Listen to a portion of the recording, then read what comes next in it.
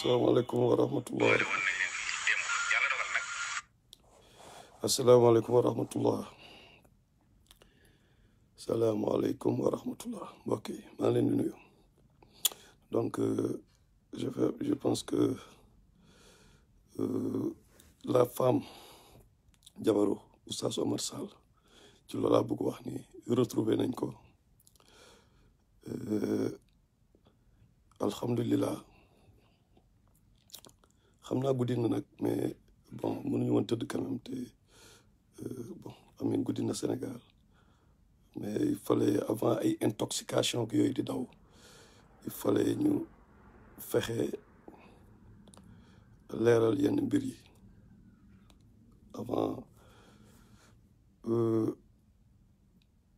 leneen lu ci bokkul di ci dugg waaw parce que premièrement am na benn vidéo bu nekk ci suuf maa ngi jégalu may leen ma taal lamp bi dafa fay mën a laal sorry don't leave the light on please sama jarbaat bi maa may fontoo fii so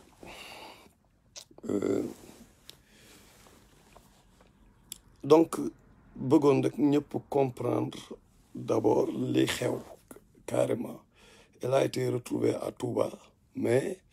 dafa am ñaari vidéo yu circulé benn vidéo boo xam dañ ko dagg boo xam original vidéo bi moom laa leen bëgg tegal début bi ngeen déglu bu baax ñu wax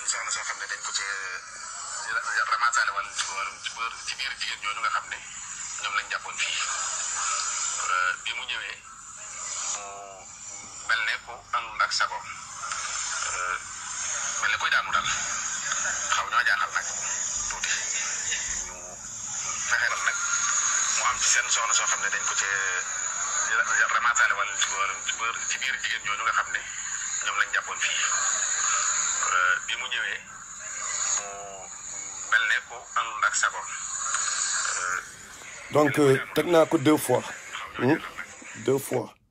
léegi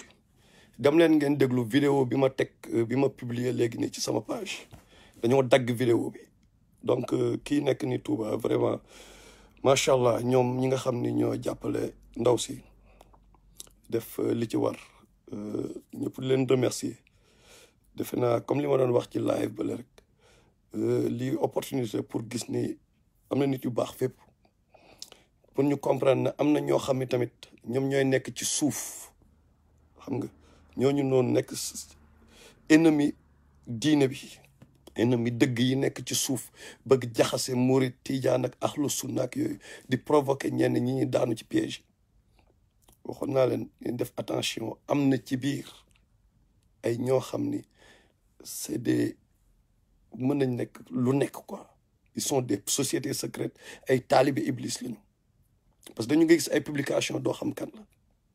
am na si tamit ñoo xam ni ils sont juste ay nit normaux lañ ils sont juste animés de mauvaises intentions duñu ay nit yu baax tuumaal nit moo leen neex yàqal nit ñi wax nit ñi lu ñaaw moo leen neex fexe ba tuumaal Oustaz Omar Sall parce que wax ju ñaaw bi moo doon dafa daw comme si jëkkëram li muy waaraate yëpp dara donc di réglewul këram dafay ñëw di wax nit ñi ay kii alors que jabaram si boppam bëggul nekk ak moom loolu lañ bëggoon gëmloo nit yi far yàlla indi leneen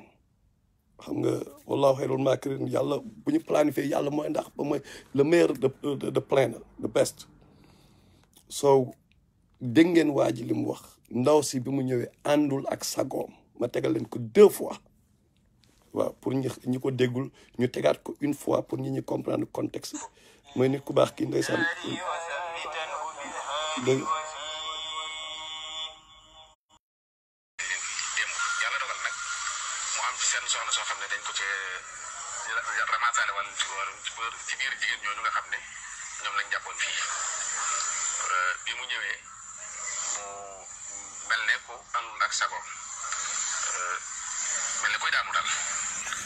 ngeen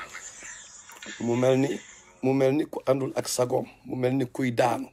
xool leen vidéo bi gars yi di circuler ci net bi lii dañ ko ci dagg donc pour ngeen comprendre jullit yi bu leen nangu ñu ñuy piéger. L'heure est à l'union. L'essentiel ñëpp ko bokk. Ne nous laissons pas détourner par ces gens-là. ñoo xam ñoom Iblis lañ choisir àndal ak ñi nga xam ni peut-être bu ñu bañee benn nit rek dinañ ko jaral na leen lu nekk. am ñoo xam dañoo bañ Oustaz Oumar Sall jaral na leen lu nekk. am na léegi nag beneen point bi aussi mooy Oustaz Oumar Sall dafay faj ay ñu dof ak ñu am ay problème jinne yi xam nga saay-saay nañu saay-saay boo xam naam ñoom ñoo sàccoon ndaw si loolu aussi nañ ci bàyyi xel mën na am ñoom ñoo sàccoon ndaw si gëlëm loo ko am na ñoo xam ne tamit ay taalibe shayatin yooyu lañ ci doomu aadama yi am nañ ay xam-xamu hypnose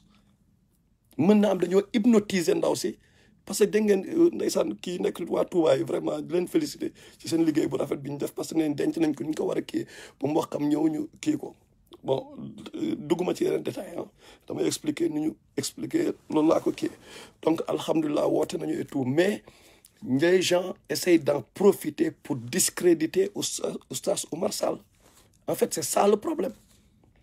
ils essayent de yàq deram et tout bu leen tomber ci piège boobu noonu lañ fi defoon fexe ba Taïb Socé affaire kii mu nekk benn deal boo xam ni middleman la woon ci deal bi ñu fexe ba diaboliser ko xam la mooy seen objectif pour doo leen gëmati waaraatekat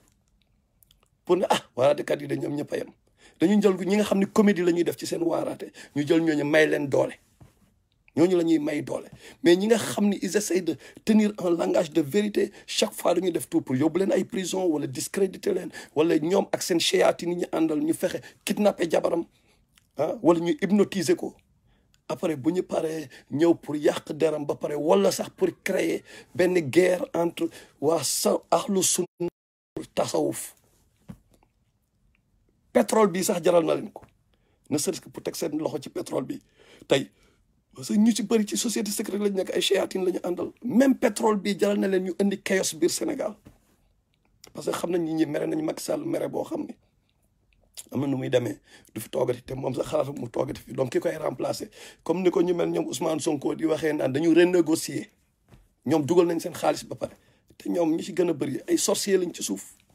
dañu dil ak chéyatin yi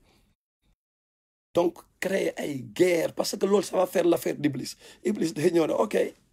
situation bi nañu dil yéen créer leen guerre bi rek na jaxasoo après yéen ngeen jël seen xaalis pétrole man ma atteindre sama objectif mooy ñi ci religieux yi ma éliminer l'islam ci biir Sénégal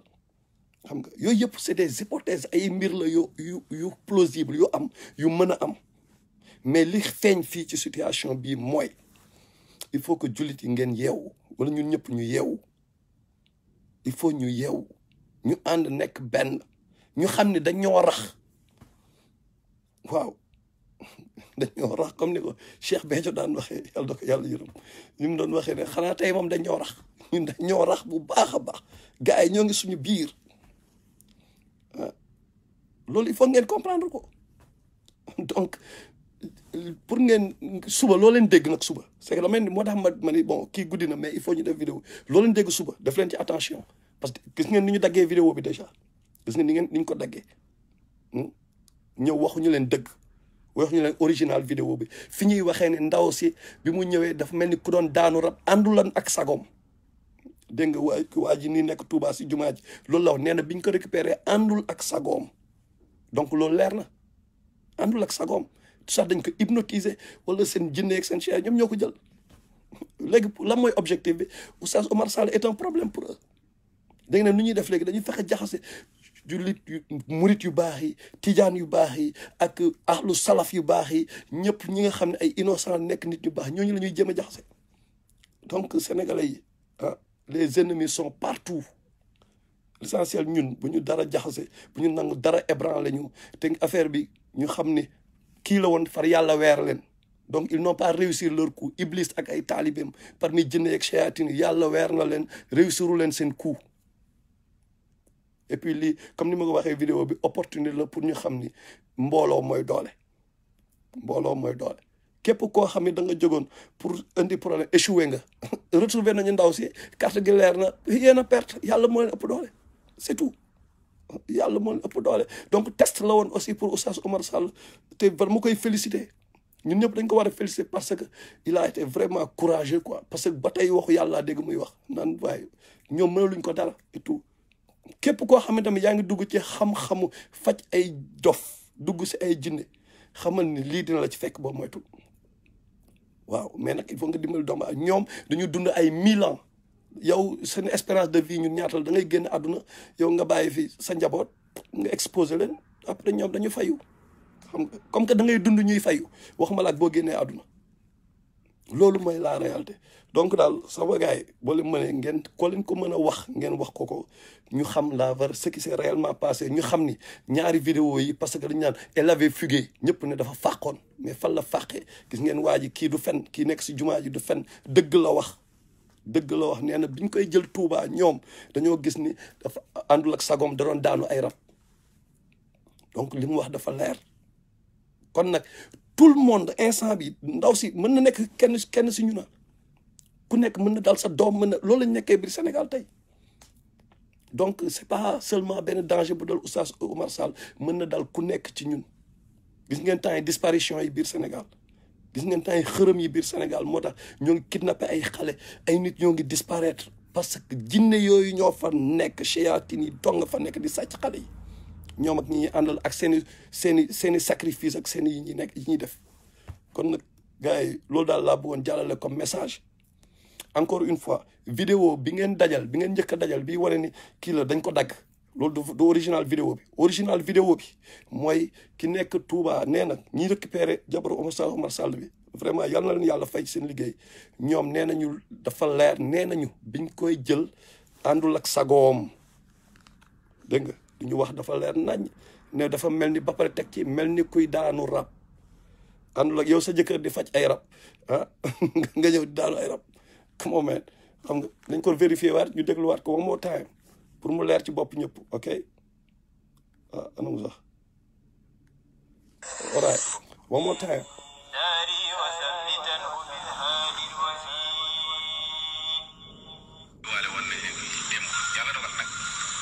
seen soxna soo xam ne dañ ko ci ramassale wala ci biir jigéen ñooñu nga xam ne ñoom lañ jàppoon fii bi mu ñëwee mu mel ne ku àndul ak sago mel ne koy daanu daal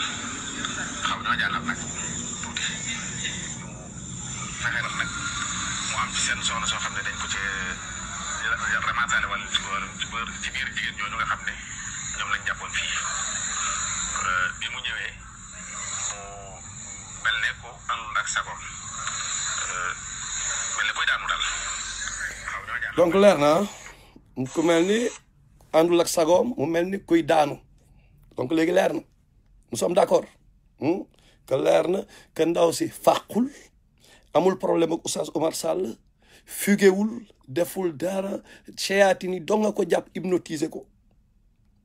yóbbu ko mu atterrir Touba lu tax mu atterrir Touba yàlla moo xam ak ay kiyam traité nañ ko bu baax woo ay mboqam